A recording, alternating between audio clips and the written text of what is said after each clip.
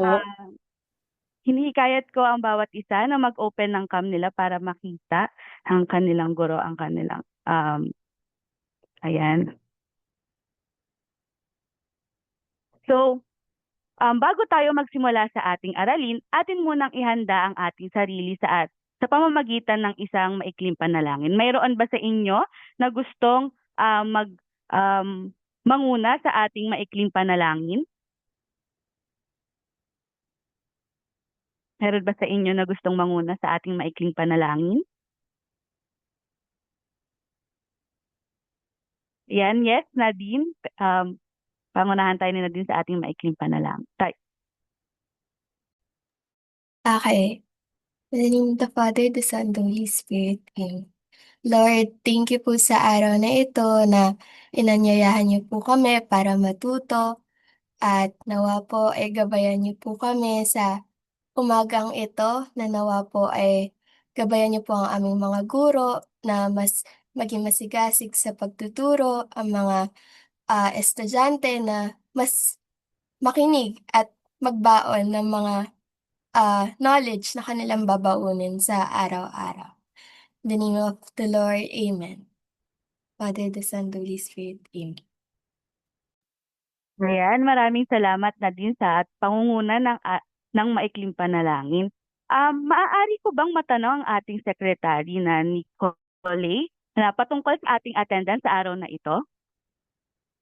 Good morning po. Rinig po ba ako? Yes po. Ayun po. Wala naman pong liban sa klase ngayon, ma'am. Thank you, no? Mahusay na walang liban o walang absent ngayon sa araw na ito, no? Ngayon, bago tayo magsimula sa ating aralin, babalikan muna natin ang ating mga alituntunin sa ating classroom. Handa na ba? Ayan. Pwede tayo mag-heart react, ano, kung handa nang malaman ang ating mga alituntunin sa atin. Ayan, una, siyempre magpakita ng respeto sa lahat ng oras. So, ibig sabihin, kung tayo ay magpapakita ng respeto, igalang natin ang ating mga guro at mga kaklase sa chat man ito o kapag nag-on mic tayo or nag-camera tayo. Huwag tayong mang-insulto o mang-interrupt ng klase. So, pangalawa, gamitin natin ng wasto ang teknolohiya. So, siguraduhin ginagamit natin ang ating internet o ating gadgets para sa pag-aaral lamang. So, ibig sabihin kung tayo ay nasa klase ngayong araw na ito, wala tayong bubuksan na ibang tab or apps para sigurado na nakikinig tayo sa klase na to. Unless may ibibigay sa inyo si teacher na na kailangan yung puntahan na apps or website. Yes. Pangatlo, maging responsable sa mga sinasabi at ginagawa online. So, kung tayo ay magbibigay ng komento o ng message dito sa ating klase, galuin naging maayos at magkaroon ng paggalan. So, iwasang magpadala ng hindi angkop na mensahe o larawan sa ating klase. Naiintindihan ba? Yan, pwede Opo. tayong mag-heart o yan. Maraming salamat, no? So, ngayon, handa na ba kayo na simulan ng ating aralin? Ayan, nakikita ko yung mga heart reaction nyo, no? Ngayong handa na kayo, may ipapanood ako sa inyo na isang video na naglalaman patungkol sa hindi tamang gawain online. So, nakikita ba ang screen ni teacher? Nakikita po. Yes, ayan. So, pagkatapos ninyo mapanood ang video na ito, manghihikayat ako sa inyo ng ilan sa inyo ng inyong mga saloobin sa napanood yung video. So, malinaw ba? Okay. Kahit kailan Yan. Naririnig ba ang audio? Okay. Yes po. Okay, thank you po.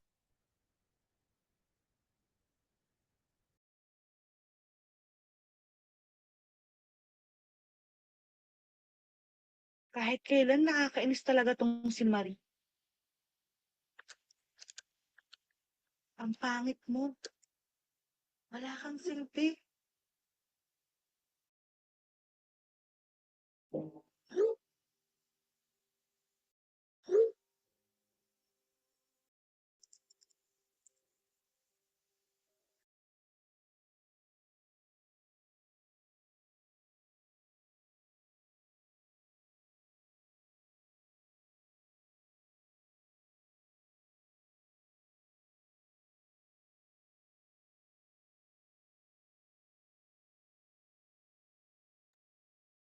Yan, napanood ba ng mabuti ang video?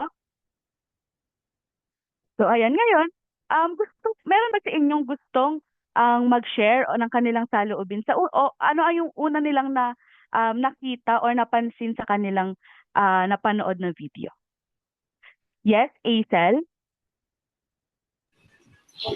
Meron po dong isang babae na naninira online.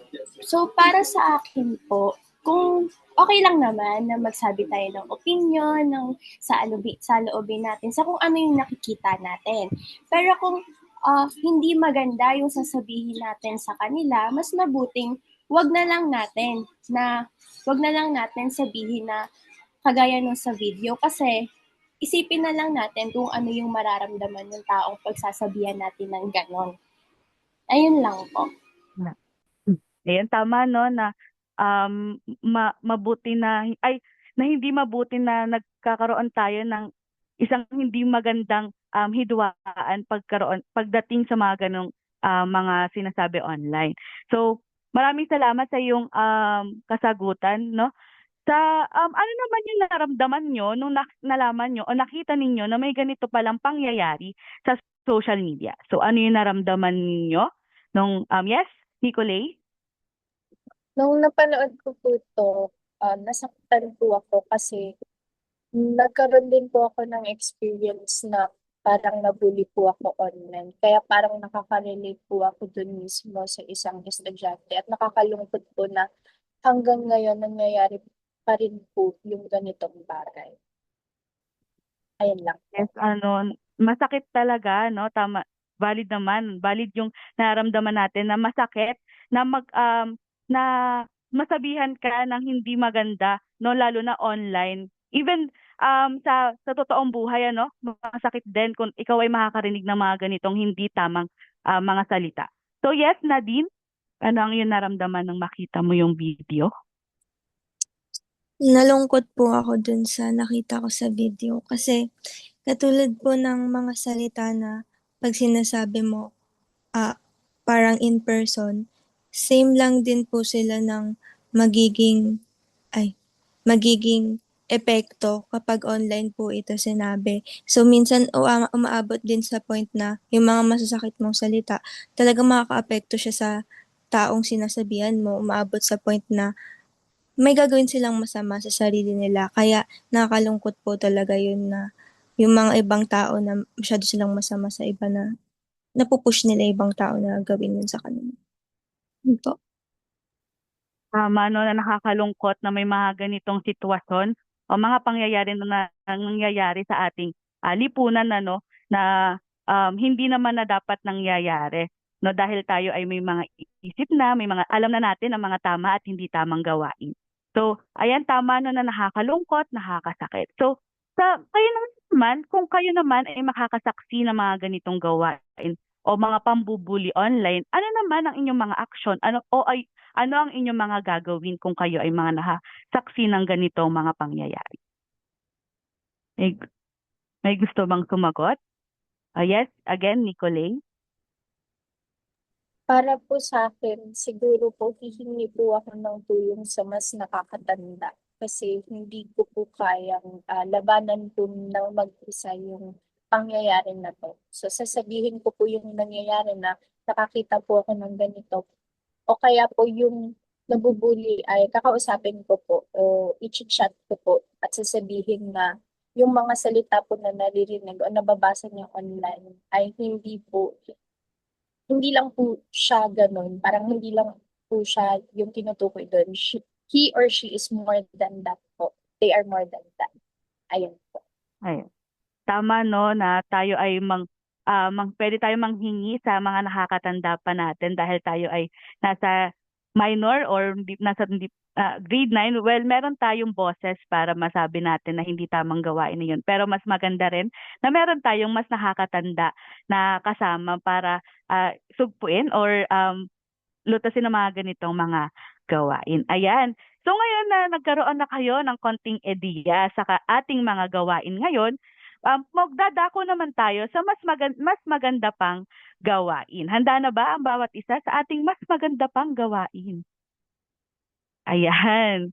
So magsisend ako sa inyo ng isang link, no? Doon kayo ay magsasagot ng gawain. So for a while lamang.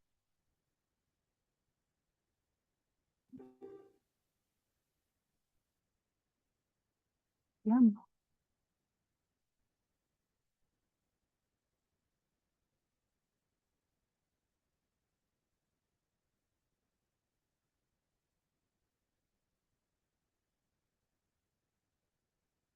Ayan, paki-link ay paki-click ang link na aking sinend at tingnan kung ito ba ay accessible.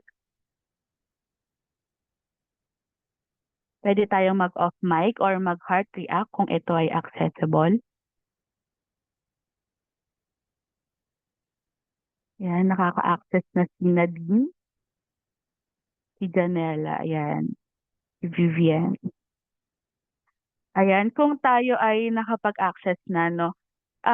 Ito dapat ang ating nakikita sa ating screen. Ito ba ang inyo nakikita sa ating screen? Ayan, para bago tayo magsimula, ituturo ko muna sa inyo kung paano ito ating manavigate, ano. So, kailangan natin munang pindutin ang Get Started para mapunta dito sa part na ito. So, pagkatapos, pipindutin natin ang Play. And huwag kalimutan na bago tayo magsagot, ay ilagay ang ating mga pangalan. So, halimbawa, akin ilalagay ang aking pangalan. Ayan. So, kapag nailagay ko na ang aking pangalan, i-enter natin ito. And dito na natin pwedeng masimulan ang pagsagot. So, para sa ating gawain, pipiliin nyo lamang ang sa tingin nyo ay tamang sagot ayon doon sa itinatanong. So, malinaw ba? May mga katanungan para sa ating gawain? So again, pipindutin nyo lamang dito sa mga options na ito kung ano sa tingin nyo ang tamang sagot doon sa itinatanong na ito. Okay? So meron lamang kayong 3 minuto upang matapos ang ating gawain. Okay na ba ang lahat? Meron ba sa inyo na hindi nakaka-access ng link? Lahat ba ay nakaka-access? Okay. So, kung wala man, pwede na kayo magsimulang magsagot.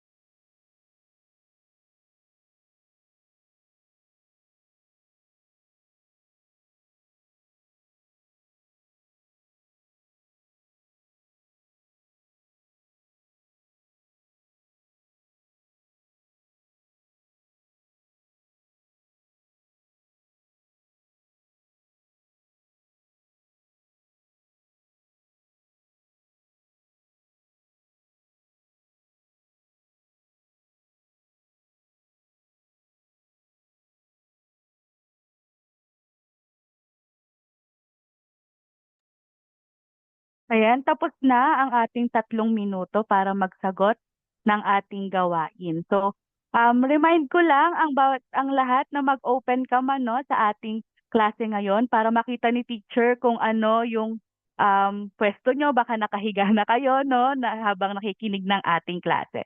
So, inaanyayahan ko na mag-open cam ang bawat isa. Ayan, may mga nag-open cam na. Salamat. So, ngayon, natatapos na tayo sa ating gawain. Ngayon naman ay susuriin na natin ang inyong mga kasagutan. So, handa na ba? Okay, wait lamang.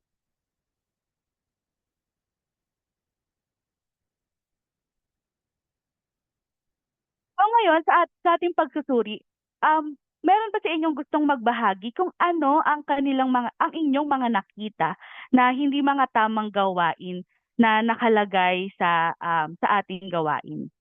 Ano yung mga hindi magandang gawain no na ating nakita sa ating wait lang.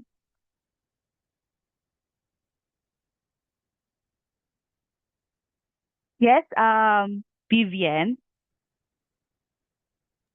Isa po sa mga nakita kong hindi magandang gawain mula dun sa activity ko ay ang panghahack ng mga account po. So ayun no, isa sa mga hindi magandang gawain na nakita natin doon ay ang paghahack. So meron pa bang iba na nakita kayo na hindi magandang gawain? Yes, Janela. Meron din po doon yung cyberbullying kung saan may hindi sinasabi ang isang tao tungkol sa isang tao na hindi maganda online po, na maaring nakakasakit ng damdamin ng isang tao po. Kaya hindi po to tama. Ayan, tama na yung isa sa mga hindi tamang gawain o asal sa internet ay cyberbullying. So, meron pa bang ibang nakita? Wait lang. Yes, Angelica May. Ano po, isa po sa nakita ko po is yung pangungopya po ng gawa ng iba ng hindi nagbibigay ng credits. Yun, isa pa din yan na hindi dapat tayo nangunguha ng walang paalam, no? Kahit naman sa totoo in real life, no, kahit hindi man social media, hindi naman tama ang manguha ng hindi sa atin. So, as well as sa social media na hindi tayo dapat manguha ng gawa ng iba. So, meron pa ba tayong nakitang ibang hindi magandang gawain? Meron pa ba? Yes, Nadine? Meron din po dun yung nag-share po ng fake news without, checking kung tama po ba yung mga sources at tama po ba yung impormasyon na pinapakala. Yes, no? Isa din doon na nakalagay ay yung fake news, which is dapat kapag tayo ay nagsusuri o nagtitingin ng mga impormasyon, kailangan natin suriin muna ito para ma-verify na tama ang ating mga kakalap na impormasyon. So ngayon, dito sa ating mga nakuhang o mga nakitang hindi tamang gawain, ano naman kaya ang epekto nito sa ibang tao o sa inyong sarili kung ito ay magawa man sa inyo? So ano kaya ang maaaring maging epekto nito sa iba o sa inyong sarili kung ito ay magawa? Maaaring bang may sumagot? Pwede bang Miel? Pwede bang sagutin ang katanungan? Ano kaya ang pwedeng maging epekto nito kung tayo ay kung itong hindi tamang gawain ay nagawa sa inyo? Maari bang mag-off mic? Yan. Siyempre po,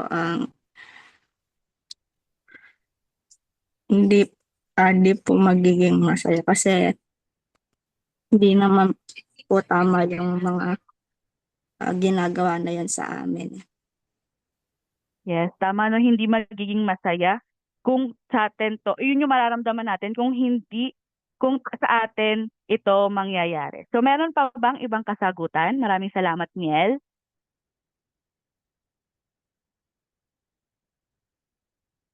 Yes, Nadine?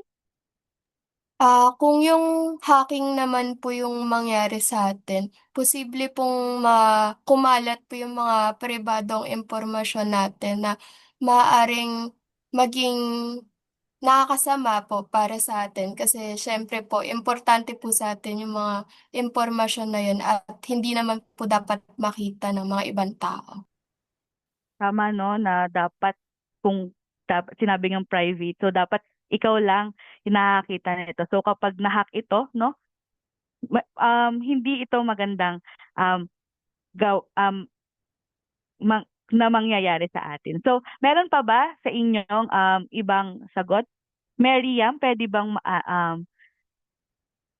masagot mo ito? Yung ano ang pwede maging epekto sa iyo kung ito ay sa iyo nagawa ang mga hindi tamang gawa?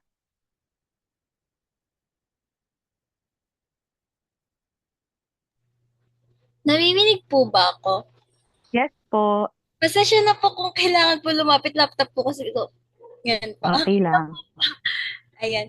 So, sa cyberbullying po ba o sa hacking pa rin po? Kahit ano diyan sa mga hindi mga tamang gawain sa Okay social po. media. So, kung mangyayari po man sa akin yung cyberbullying, nangyari na din po talaga. So, pwede ko din po magawa ng example. Nagkaroon po ako ng stress, anxiety, takot po. So, lagi po akong, pagiging kabado po sa pakikipag-usap at nawawalan na rin po ako ng tiwala sa sarili ko na makipahalubilo din po sa iba. Yun lang po. Ayun, no, nakakalungkot na nakakaramdam tayo ng mga ganong gawain since kapag tayo ay um, makakaranas sa mga ganitong gawain. So ngayon, kung kayo naman ang nakagawa ng mga hindi tamang gawain online or hindi tamang asal online, paano nyo maipapakita na gusto nyong itama ang inyong pagkakamali? So kung kayo naman ang nakagawa ng hindi tama online, ano naman ang gagawin nyo upang maitama ang inyong pagkakamali? Anyone? Yes, Vivian? Magandang umaga po. Ang aking nagawa ay mag-share po ng fake news. Katulad po nung ako po ay senior high, nag-share po ako sa aming class GC ng isang Facebook post na nakalagay ay suspended. And ang mali ko naman po is hindi pala po totoo ang shinare kong information. And ngayon po, meron pong mga naniwala at nag-absent po sila. Nung nalaman ko po na mali po ako, humingi po akong patawad sa mga naniwala po sa akin. At simula rin po nun ay natuto na rin po ako na magbasa po muna. Tingnan po muna, suriin po muna natin kung tama ba yung impormasyon na nababasa natin o kung galing yung information na yun sa isang credible na source. Yun lamang po. Maraming salamat. You know, minsan kasi na uuna yung excitement natin kapag suspended yung klase, kaya medyo mabilis yung kabay natin kapag nag-share na tayo ng ganitong informasyon. At maganda na ang ginawa mo ay humingi ka ng tawad para itama ang iyong pagkakamali. So, tama na manghingi tayo ng tawad, no? Sa inyo pong palagay, sapat na ang paghingi ng tawad kung tayo ay nagkamali? Meron pa ba kayang ibang pwedeng idagdag kung tayo ay nagkamali dahil naghingi na tayo ng tawad? So, sa tingin ninyo ba, meron pang maaari tayong pwedeng gawin upang itama ang iyong pagkakamali? Yes, Angelica May? Pagkatapos po humingi ng tawad is ibibigay na po natin yung tamang news po or tamang impormasyon sa mga classmate natin. Ibabahagi.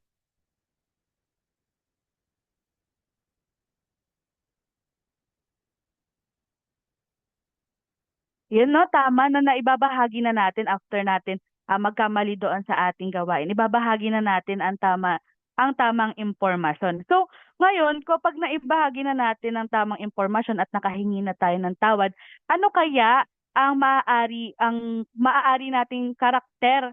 Meron tayong karakter para maging mapakita natin na itinatama natin ang ating pagkakamali. Yes, Janela?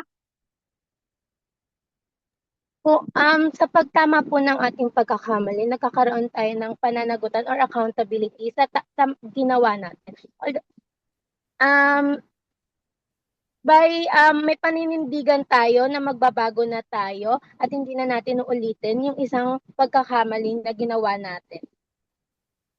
Yun Yun, no, lamang po. tama Thank na you po. maging accountable tayo doon sa nagawa nating pagkakamali. Kasi kung hindi natin magkakaroon ng accountability o pananagutan sa ating nagawang pagkakamali, hindi tayo magkakaroon ng realization sa ating mga nagawang pagkakamali. Ngayon, ngayon naman, ano kaya ang mararamdaman natin kung tayo ay mananahimik lamang sa mga ganitong sitwasyon? Kung tayo man ay makasaksi at nanahimik tayo, ano kaya ang ating mararamdaman? Maaaring bang may sumagot? Yes, Nicolay? Siguro po makakaramdam po tayo ng guilt po kasi parang hahabulin po tayo nung thought o nung Yes. kapag yung thought po natin na hindi po tayo nakatulong o wala po tayong ginawa para itama yung mali ng isang tao o yung mali po natin. Ayan, no, tama, no, na makakaroon tayo ng guilt o ng dahil hindi natin tayo bumoses kung ano yung dapat na gawin. So, ngayon, maraming salamat sa lahat ng sumagot sa ating mga katanungan sa pagsusuri ng ating gawain. Ngayon naman, upang paglalimin pa natin o ng ating aralin ngayon, dadako na tayo sa ating susunod na bahagi. Ayun, no? Magandang umaga. Ako si Teacher Nicole, no? Mukhang nakita ko na marami na kayong alam tungkol sa pagiging mapanagutan bilang isang mabuting digital citizen, no? So ngayon, no, ipapaunawa ni Teacher Nicole yung pagiging mabuting digital citizen na hindi lang sa pag-iwas ng mali, kundi yung pagsisikap sa pagiging responsable, magalang, at maingat sa bawat kilo sa digital world. So for a while, share ko lang yung screen.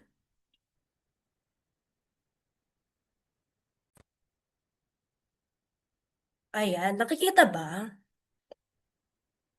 Ayan, ayan. Kayo hindi ko nakikita. Sorry. Ayan. So, simulan natin, no? Bago tayo dumako sa discussion, no? Sa pagtatapos ng klase, ang mga mag-aaral ay inaasahan na nakakapagpahayag ng sapat at angkop na kamalayan sa pagiging mabuting digital citizen. Pangalawa, nakababalikat ng pananagutan sa pagsunod sa netiquette o mga alintuntunin ng pagiging mabuting digital citizen at nailalapat ang mga paraan upang mapaunlad ang sariling kamalayan sa pagiging mabuting digital citizen. Okay, next. So ano nga ba ang kahulugan ng digital citizen? Meron bang maaari magbasa? Sorry. Si Vivienne. Kahulugan ng digital citizen. Ang digital citizenship ay ang kakayahan ng isang individual na makilahok at gumamit ng digital na mundo ng ligtas at responsable, habang pinananatili ang respeto at tamang asas sa lahat ng uri ng online na pakikipag-ugnayan. Ayun, maraming salamat, no? Sinasabi dito, sa madaling salita, ang digital citizen ay yung kakayahan natin na gumamit ng internet ng ligtas, tama, at may respeto. Ibig sabihin, kapag nag-online ka, para ka rin kasing pumapasok sa isang barangay o komunidad, no? Kailangan mo maging ligtas para sa sarili mo, responsable sa mga gagawin mo, at maging magalang sa mga nakakasalamuha mo. Maliwanag ba? Artractive na yung tindahan. Ayun, maraming salamat. So, Maaari bang basahin nito ni Janela? Rinig po ba ako? Yes po, rinig po kayo. Noong 2024, mayroong 86.98 million na gumagamit ng internet at 86.75 million ang gumagamit ng social media sa Pilipinas na nagpapakita ng malawak na pakikilahok sa digital na lipunan. Ayun, okay. Maraming salamat, no? So, nakita natin sa datos na merong 86.98 million na gumagamit ng internet. So, mahalaga na maging responsable, maging magalang, maging mapanuri kapag nakikilahok tayo sa online para mapanatili natin na positibo at ligtas ang digital world natin. Okay. So, ano-ano ba mga katangian ng digital citizen? Una, dapat responsable sa paggamit ng teknolohiya. Ibig sabihin, no, dapat maayos at tama mong ginagamit ang gadgets at internet. Halimbawa na lang sa sinabi ni Nadine kanina, no, na dapat yung mga information natin sa na pangsarili ay dapat hindi natin to sinishare sa online kasi maaari na makapahamak sa inyo, no? Baka magamit pa ito against sa inyo. Meron bang gustong share dito sa kung paano maging responsable sa paggamit ng teknolohiya? Meron ba? Okay, sige Nadine. Meron ka bang Parang ma-share? Apo. Karagdagan na lang din po na, ayan nga po, katulad po ng sinabi niyo na isang komunidad po ang pagpasok sa social media. Dapat po marunong po tayo na isipin kung sino-sino po ba yung makakahalubilo natin, kung ano po ba yung mararamdaman nila kapag may ginawa tayo at kung mag-post po tayo. Dapat po panatilihin natin yung, ayun nga po, yung maging marespeto po sa kapwa po natin. Kahit na tayo po ay nasa mga sulok ng internet at kung hindi man po tayo nakikilala po ng face-to-face po ng mga taong yun, dapat maging mabuti pa rin po tayong tao sa kanila. Ayun, maraming salamat, no? Tama yung sinabi mo na hindi din naman natin kilala yung mga tao sa online. Kaya dapat mahalaga na maging magalang, no? Maging responsable kapag gagamit tayo ng teknolohiya, no? So next naman is magalang sa online na pakikisalamuha. Diyan naman din papasok yung sinasabi ni Nadine na maging marespeto, no? Dapat nagpapakita tayo ng respeto sa bawat interaction natin sa online. Tandaan na kung hindi naman natin sasabihin ito ng harapan or personal, wag din natin i-type at i-post online. Dapat iniiwasan natin yung mga ganoong sitwasyon, no? Para hindi rin tayo nakakapanakit ng ibang tao. So, huli ay yung mapanuri sa impormasyon. Ibig sabihin, dapat gumagamit tayo ng critical na pag-iisip. Dapat hindi tayo basta naniniwala sa mga nakapost sa online kasi maaari na, for example, alam niyo ba yung AI? Artificial Intelligence, no? Maaari yun na minsan kasi hindi naman tama yung na-generate ni AI. Kaya dapat maging mapanuri tayo sa nakikita natin. Kasi minsan nakakalito, no? Lately nakakalito na kung totoo ba yung yung isang picture or yung video. Naalala ko merong senador na nag-share ng isang AI generated tapos parang sinasabi na tama to, ganito ganyan, dapat ganito yung tularan natin. Tapos AI generated naman pala yung shinare niya, no? So, okay. Naiintindihan ba? May mga katanungan? Wala naman? Okay. So, dahil tapos na tayo sa mga katangian, at tumungo naman tayo sa paraan ng pagiging mabuting digital citizen. So, dahil sinabi ko na kanina, yung pinakalas ay maging mapanuri, no? Dapat nagpa-fact check tayo bago mag-share ng post. At Si Vivian ata yung nagsabi nun, nung parang may na-share siya na fake, sa suspension. So, ayun, dapat mahalaga na tignan natin kung totoo ba ito, kung tama ba itong balita na to bago natin ibahagi kasi ah, maaari na mali yung impormasyon. So, for example, yung nag-send ka ng suspension ngayon, tapos hindi pala totoo yun, edi absent yung mga kaklase mo, di ba? Edi napahamak din sila dahil dun sa na-share natin, no? Sa pangalawa naman ay dapat mag-set ng privacy settings para protektado ang impormasyon, no? Dapat gawin nating on only me yung mga information natin sa online. Dapat hindi dapat natin share yung mga personal information. For example, yung address, yung email mo, yung number mo, no? Dapat i-keep nyo lang sa sarili nyo yun, no? Pangatlo ay pag-iwas sa cyberbullying at paggamit ng magalang na pananalita. Sino yung nag-share kanina sa regarding dun sa cyberbully na naka-experience siya ng ng si Mariam ba yun? I think si Mariam yun, no? Ayun, dapat kapag dito sa online, dapat hindi tayo nananakit o nang iinsulto o mangbuli ng ibang tao online. Panatiliin natin na positibo at ligtas ang ating kapaligiran, no? For example, no, kilala niyo ba si Kim Atienza? Ay, yung sorry, Eman Atienza pala. Yung anak ni Kuya Kim, no?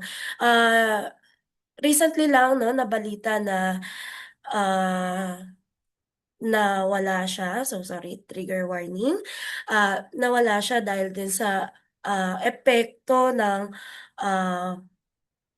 pananakit through online, no? Kaya dapat maging maingat tayo sa mga sinasabi natin, maging respeto sa mga kasama natin sa online. Ayun. Okay. Maliwanag ba? Heart react if maliwanag. Okay. Maaari bang basahin mo, Nicolay? Rinig po ba ako, ma'am? Yes po, rinig po. Okay po. Pananagutan bilang mabuting digital citizen. Ang salitang mapanagutan ay tumutukoy sa isang taong handang panindigan ang tungkulin na ipagkaloob sa kanya. Mayroon din siyang kahandaan na tanggapin ang anumang kahihinatnan ng kanyang pagkukulang o pagkakamali sa pagtupad sa tungkulin. Ayun, maraming salamat, no? Sa mapanagutan, no?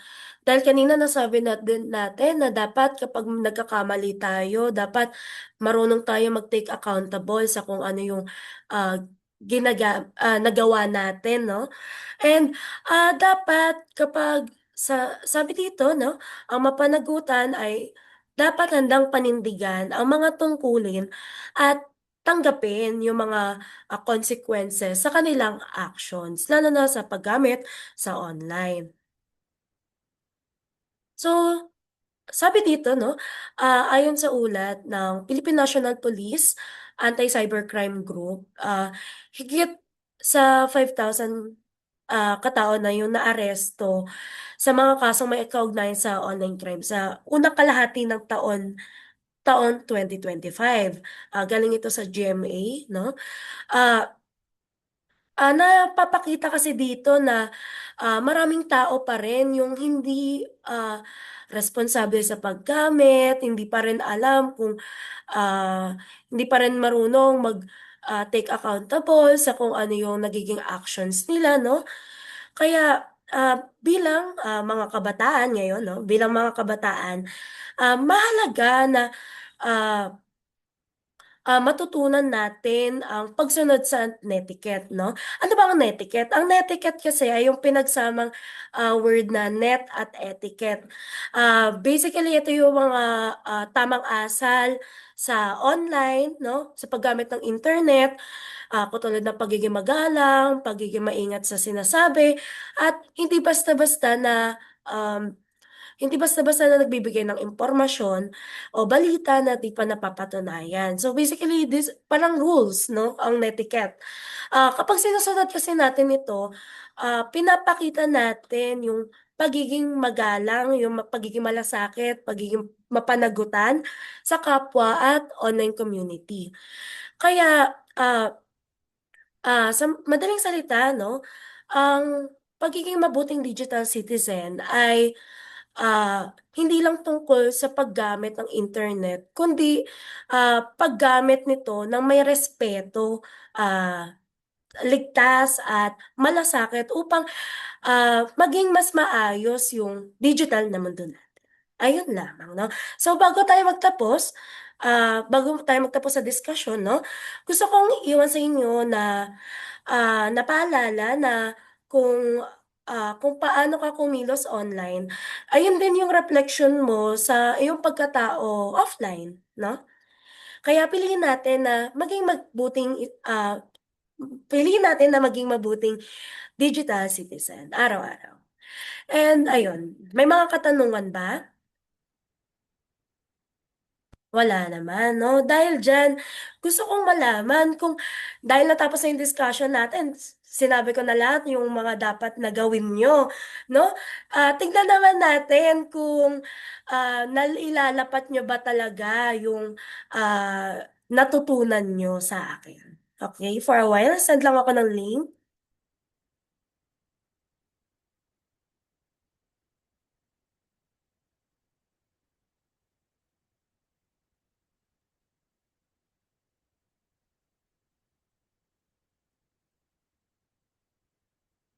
Nakikita ba? Accessible pa ba? Nasend ko na yung yung link sa Zoom.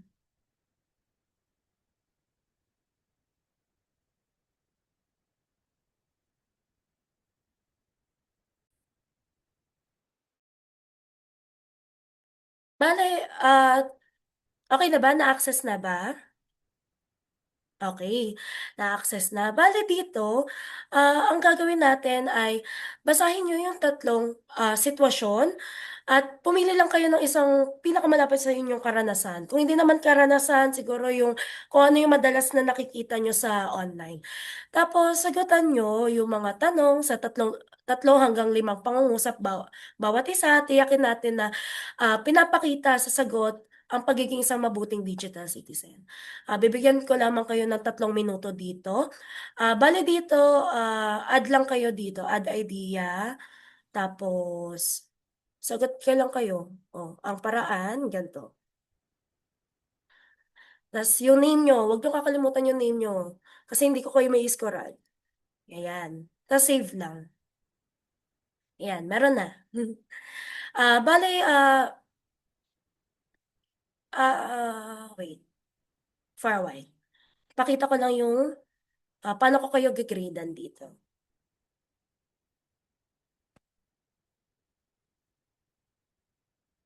Ayan. Bale, i-grade ko kayo dito sa base sa nilalaman at kaugnayan nyo, paglalapat ng paraan at kalinawan ng paliwanag. Bale, ang ating gawain ay 20 points, kaya maging dapat yung makikita ko ah, yung gawa nyo na base dito sa rubric na ito. Yan lamang. Start na po kayo ng 3 minutes.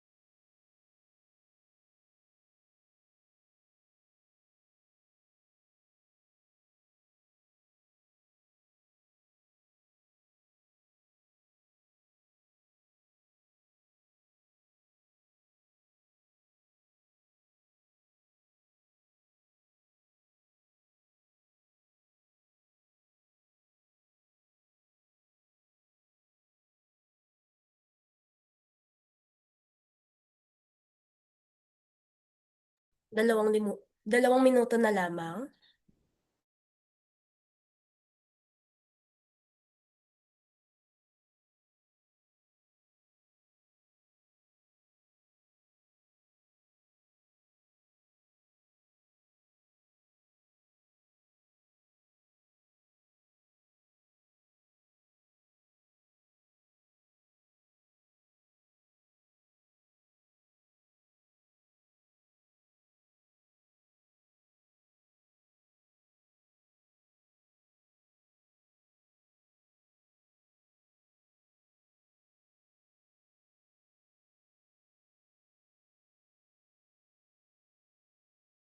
Isang minuto.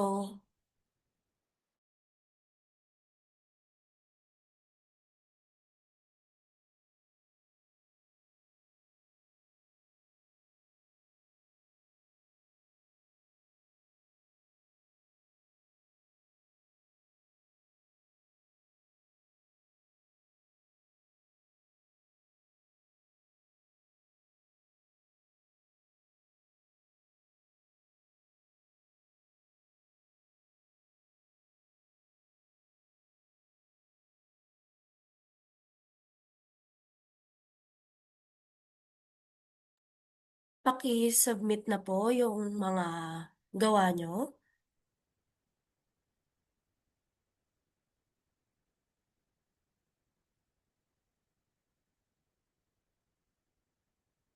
Okay, time's up na. Paki-submit na yung mga gawa nyo. Meron bang pwedeng mag-share? Check ko ngayon kung sino nakapag-submit na rin.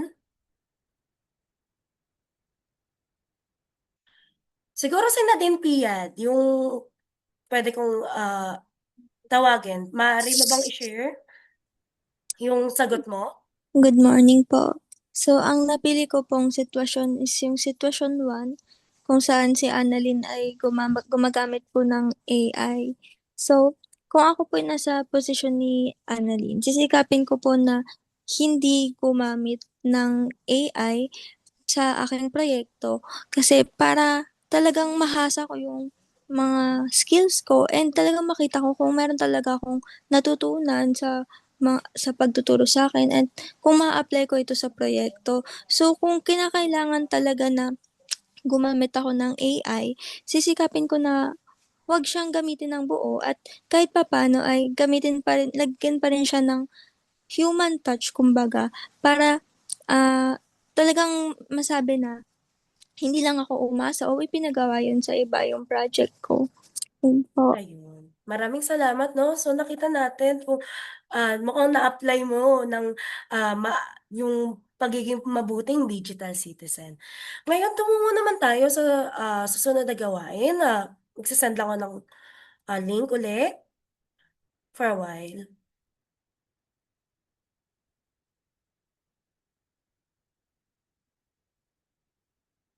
Naisend ko na. Accessible na ba? Heart rock if accessible na.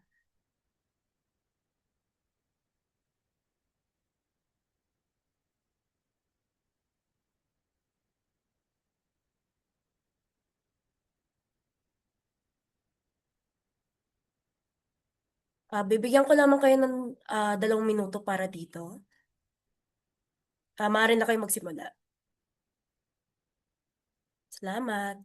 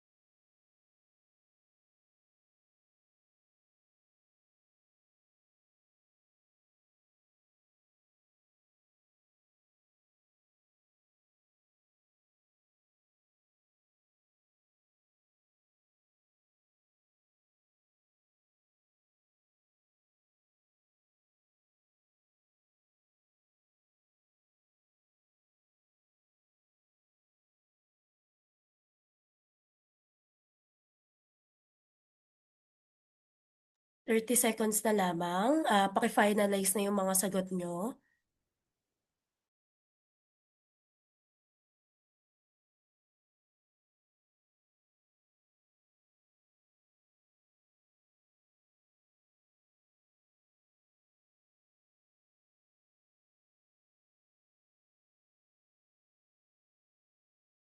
Ayun, tapos na.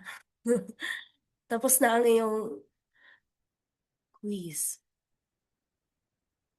Okay, para sa next naman na gawain natin, Teacher Marbs. Ayan, para sa ating panghuling gawain, handa na ba? Gising pa ba ang lahat? Ayan, mukhang gising pa ba ang lahat? Wait lamang. Yan, may mga gising pa, no? May mga, para sa ating panghuling gawain, tayo yung magkakaroon ng, magbibideo okay tayo, no? No, para ang ating gagawin lamang ay huhulaan natin ang dinidescribe, may kakanta sa video at huhulaan natin kung ano yung salitang dinidescribe doon sa mga sa video. Malinaw ba? Huhulaan natin or alamin natin kung ano yung dinidescribe na salita doon sa kinakantang video. So, ayan. Pagod natin. Naririnig ba? Okay, sige.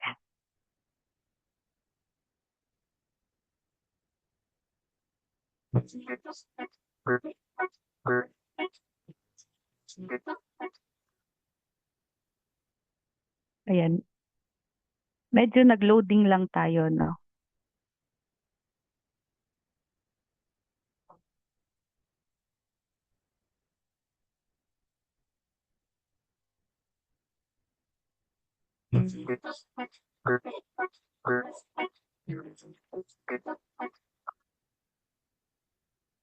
Wait for a while, meron lamang aayusin si teacher na saglit lamang.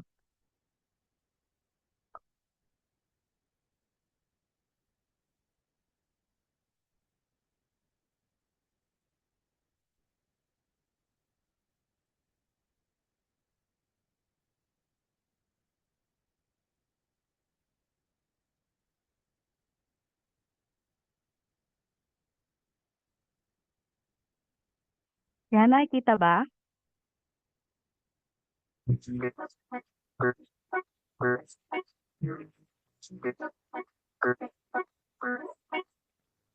Mabuting asal sa internet. Yan ang sekreto ng tamang mindset.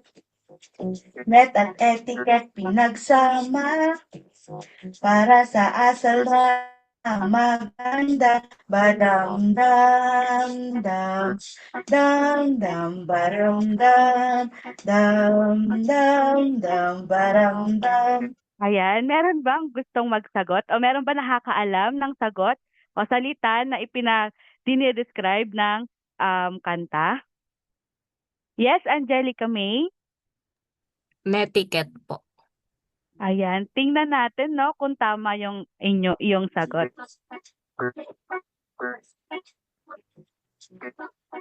Ayan, tama na netiquette, no, yung mabuting asal na ating ipinapakita sa internet. So para sa ating pangalawang salita,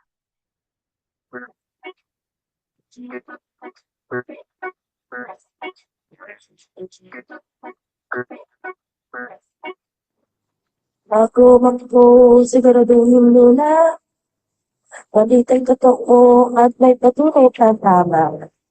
Ipil sa'y labanan, suriin ang pinanggalingan. Badam-dam, dam, dam, dam, badam-dam.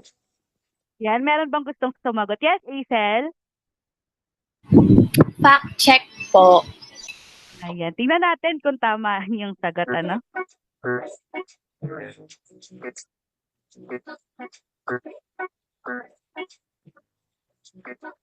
Ayan, tama na fact check. Yung mag-check muna tayo ng impormasyon bago tayo mag-share, no? Para din sa ikakabuti ng lahat.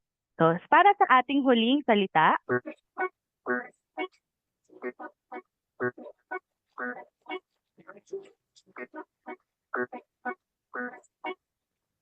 Sa internet, nag-isip sandali, bago mag-post ng padali-dali. Kung nagkamali, huwag takbuhan, aminin ng buong kalooban. Baram, dam, dam, dam, baram, dam, dam, dam, dam, baram, dam. Ayan. Sobrang ganda ng boses ni teacher. Meron bang gustong magsagot kung ano ang salitang kanyang dinedescribe? Yes, Picolay? Mapanagutan po ata. Yan. Tingnan natin kung tama ang iyong sagot. Ano? Yan. Tama na mapanagutan yung isipin muna natin yung kung tama ba o yung ating sinasabi no o wag tayong mag-post ng padali-dali din kung alam nat kung para tayo ay hindi magkamali at kung tayo man ay magkamali ay maging mapanagutan tayo sa ating ginawang hindi tama, no? So, doon tayo, no? Doon natin tinatapos ang ating aralin sa araw na ito. So, tandaan, sa online man o sa tunay na buhay, maging mapanuri, mapagmalasakit, responsable, at mapanagutan. So, ipinapakita ang tunay na kabutihang asal, ipinapakita ang tunay na kabutihang asal kahit sa digital na daigdig. Ayan, paalam at magkita tayo sa ating susunod na klase. Maraming salamat!